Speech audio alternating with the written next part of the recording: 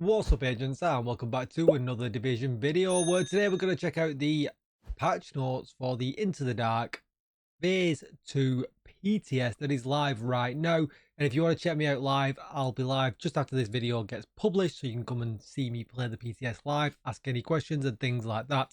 But with all that said, let's get into all of the juicy details. I did publish a video yesterday after my initial play. There was no patch notes then, publishing just some thoughts and changes and things like that. But now we've got the exact detail. Let's see what it is we need to give feedback on. So for PTS Phase 2, the Dark Zone structure will still revolves around 3 rotating rule sets: the classic, toxic and balanced Dark Zones. I find that funny that one of them is called toxic.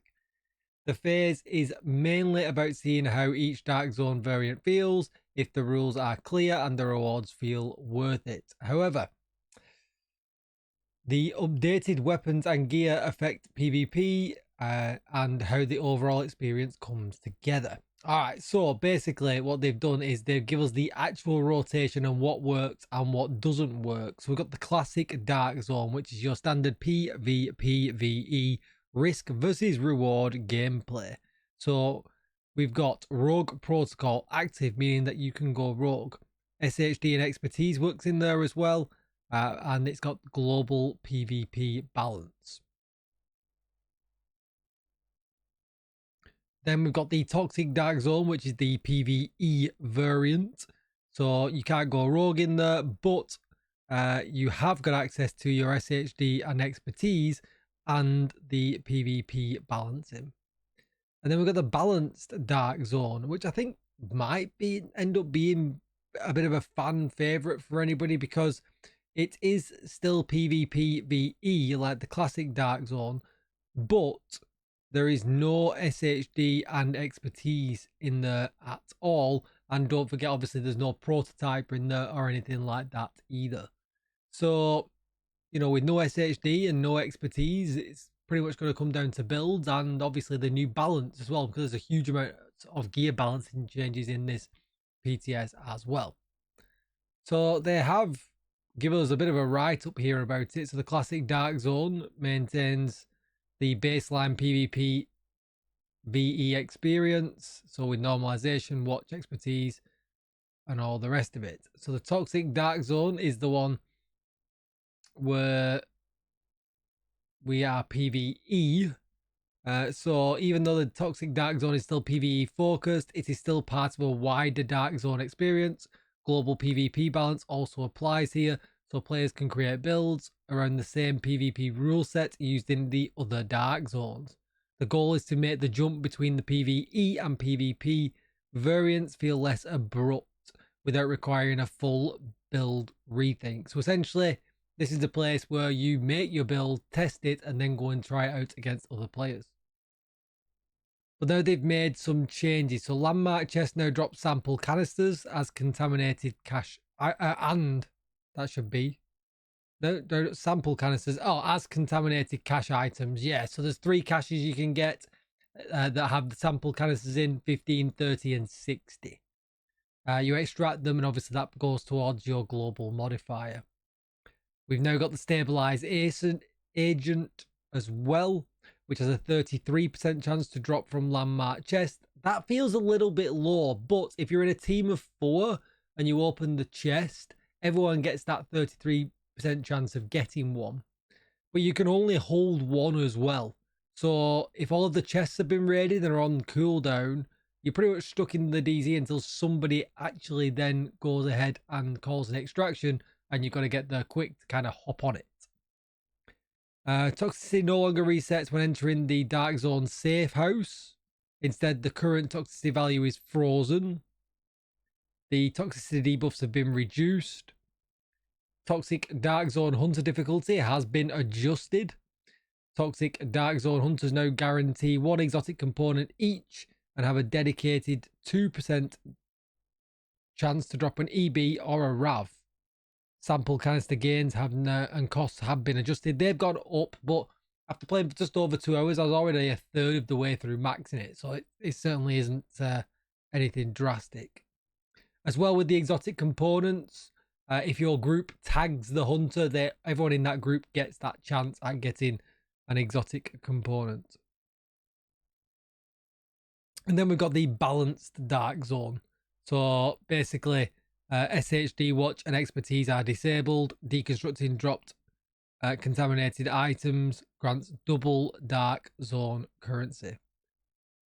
And with the adjustment for what we're going to talk about in a minute, the DZ vendor, maybe this is the place to go, but I guess we'll have to probably try it out a bit. So as you can see here, DZ East has recal caches for 40 credits, optimization caches at 60. DZ West has exotic component cache at 120, but that now contains 4, and reconstructed caches at 180. Prototype core caches come in at 125 DZ credits, but there's only 1 in there, and I think in comparison to what you can get in Escalation, that doesn't seem worth it. And it's same with the prototype cache, which is 260 DZ credits, and although it has a higher chance for better or perfect stats, considering it can be absolutely anything, I think unless you've got an abundance of DZ credits and you're absolutely rolling in them, I probably wouldn't be dipping my toe in that. Then we've got a vendor shake-up as well. So these you can get using the DZ credits for 40, a high roll skill mod, gear mod, high roll as well for 40. We've got high-end gear pieces with random stats, high-end weapon with random stats, gear set piece as well, named item or named gear with perfect talent, and then we've got an exotic cache which has been there for a little while. Then DZ East has got recal and optimization caches, and then we've also got DZ West with exotic and reconstructed, which we talked about just before. This is just recapping up there. But yeah, so it'll definitely be interesting to see if we get any max roll mods in any of these vendors over the coming weeks. So my vendor reset video might actually be a little bit more interesting with these vendors getting a bit of a pass. So I guess we will see. So then we've got some general Dark Zone updates. So checkpoint turret damage scaling to help prevent checkpoint containment. The entrance turrets now deal additional direct to health damage to hostile agents within the range. Turrets inflict an additional 4% direct to health damage on top of the standard base values. You get a 5-second invulnerability window when entering the Dark Zone now as well, so you can't get ganked on entry, because there is a little bit of loading time where you can't really move, but you can start to be damaged, which really does hurt. And that's essentially what they're saying here. But that invulnerability ends early if a player moves or fires their weapon, which is good because you can't be 5 seconds in through running to the DZ without actually being shot. Then we have got a huge amount of changes for the actual PvP balance stats on all of the gear.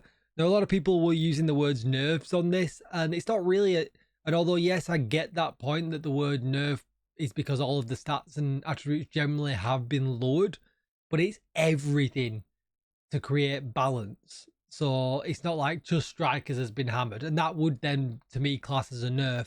The fact everything that has been touched is a balance pass essentially, and then now the new metas and powerful and things like that, things will have to be grinded and figured out. But yeah, I'll leave that as it is. You know, I'll link this down below in the comments if you want to look at the dedicated list, because that list is massive. We've then got the adjustments to the seasonal modifiers as well.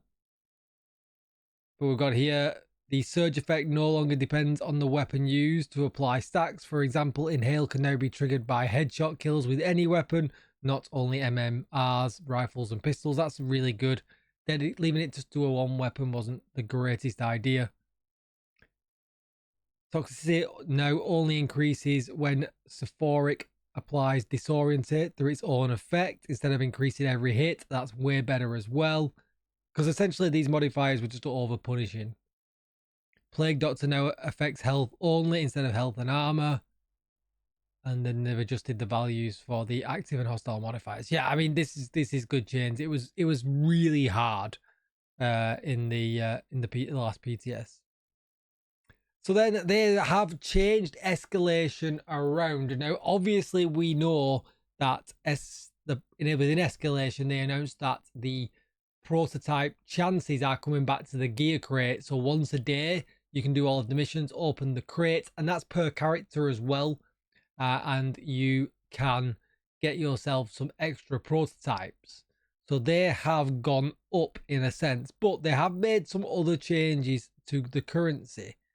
So you can see here, escalation completion rewards now grant 1 exotic component for each escalation tier starting at tier 5.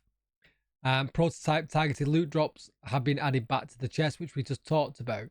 But you can see here now that the leader now at tier 10, instead of profiting 7, now profits 22. So you might be thinking, actually, well, I'm profiting 25 as a group. Well, not anymore. If you're just a member of the group, you're only actually going to be profiting 11 instead. So that is quite a change, and they've actually doubled the cost at the vendor as well. So tokens are going to be harder to come across, but we should see more prototype cores from the caches. And essentially, it's the cores that become the vital currency, because that 25 reroll cost is still a thing and is extremely expensive. But obviously they are taking away from being able to buy with coins from the vendor, because that was obviously a nice side income as well, that you could use your coins to buy pieces and then just trash them for cores. So then again, it'll be interesting to see how that actually plays out. Will this make people want to be leader? Because it still costs 80, and that's still quite a lot to lose. Again, you're looking at 4 runs to recoup that back, 4 successful runs after failing. Got some changes to the Ortiz rapid application stuff as well here, and essentially they've give all of the Ortiz set a buff. You can see here the healing duration has all gone up, the healing efficiency has gone up, which I thought it was pretty good anyway. So obviously, definitely want to be trying this out. The Caduceus has had a buff as well. They've changed it from 1.5 to 2%, and then from 20 to 40. I still don't think this is in a spot where it needs to be. Now, what was interesting was the PvP stat for this was also 2%. When I checked, there's no difference, and whether that's just a PTS thing or not, I'm unsure. But even though it's got an extra 20 rounds from previous, it still fires really, really slow, and obviously is very crit dependent on the heals. And yeah, I just found myself dying and not really supporting my team that well either. So I'm not sure if this should have been a skill tier based gun rather than a crit based gun. But as of right now, I've not really come up with an idea where it has a use, which is a little bit unfortunate. But I guess we will see. The underboss is now in the PTS, and I'll do a separate review for that, as I will with the Caduceus as well. Then move on. You can see here they've actually decreased the cost for upgrading your augments on your prototype pieces, which is great, I suppose, but you've still got to get the augment on the piece. It's dropped from 46 all the way down to 31. Retaliation has got a new squad that's going to attack you. I've not come across it yet, but I'll hopefully be able to make a video on that at some point. So instead of the BTS U9 squad that we got this season, there'll be a new squad that you're going to be ambushed by. And then obviously we just got the PTS stuff as well. So yeah, quite a lot of changes. I guess they're trying to balance out the economy still a little bit. And I'm just not quite sure where I land yet. And then maybe that's just because I need to play it as it goes live. Reading patch notes and making judgments sometimes isn't quite crystal clear. And I feel like at the moment, I'm certainly not in a crystal clear state of mind, which is probably why this video's felt a little bit foggy and I've not really give too many opinions on it. Because, yeah, I'm just not quite sure. I went live yesterday to kind of ask the community how they felt about it as well. And I think the same kind of feeling, right? Most people were kind of like, I'm not quite sure. So it will be interesting to see what the general community feedback is like for this PTS. But as always, don't forget to like, share, comment, and subscribe. I'll be going live in just a moment, and I will see you all in the next one. Bye-bye. It's got the daily escalation targeted loot posted, so you can put notifications on it, get it sent straight to you every day as it resets. Join my Discord. The link is in the description down below. But don't forget to like, share, comment, and subscribe. And as always, agents, I will see you in the next one. Bye-bye.